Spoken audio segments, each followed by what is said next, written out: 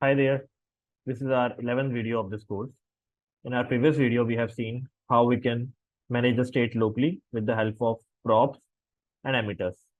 Now in this video, we'll be looking into a state management library called Vuex. So let's just understand about Vuex first.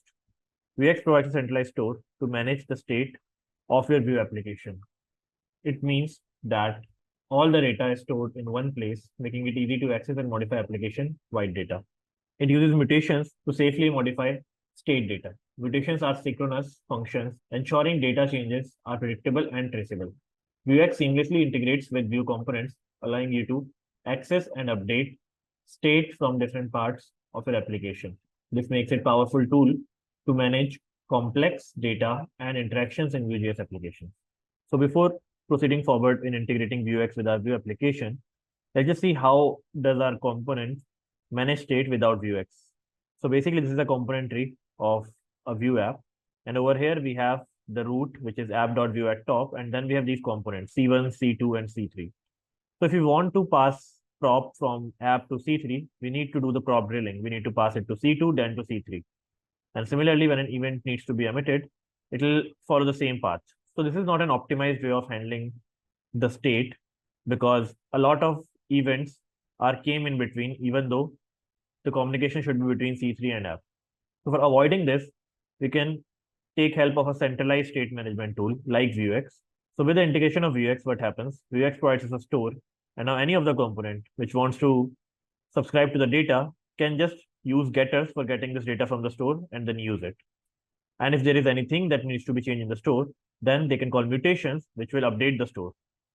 Now, let's just set up our Vuex with our Vue.js to manage the state centrally. So this is our terminal. Now we'll come out of this first Vue app folder, and in the documents itself, I will create a new Vue.js application with Vuex integrated with it. We'll take the help of Vue CLI. So I'll write the command Vue create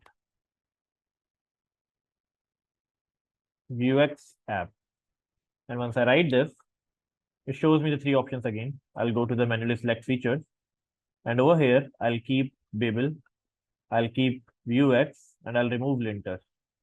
I'll press enter. I want the latest version. I want, yes, in dedicated config files. Version, no. And it'll start building it for me.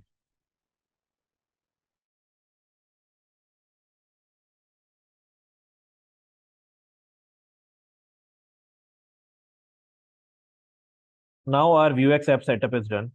So what we can do, we can open it with VS Code, and then we can see the template that has been provided to us by Vue CLI.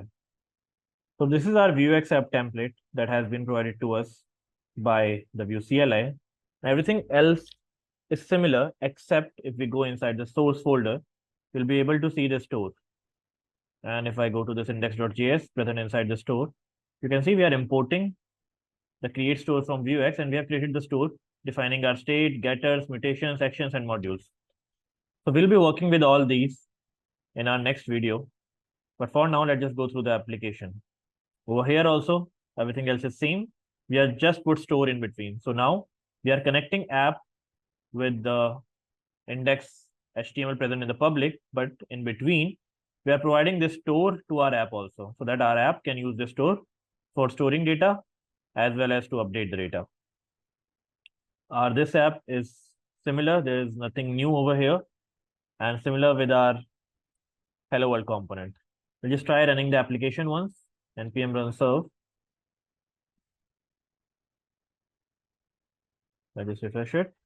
And you can see our template is also same. Nothing has been changed, except now we have this installed CLI plugins, Vuex also. This is it for this video. In our next video, we'll see Vue.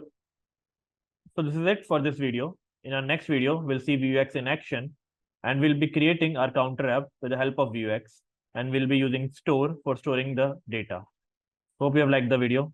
See you in the next video.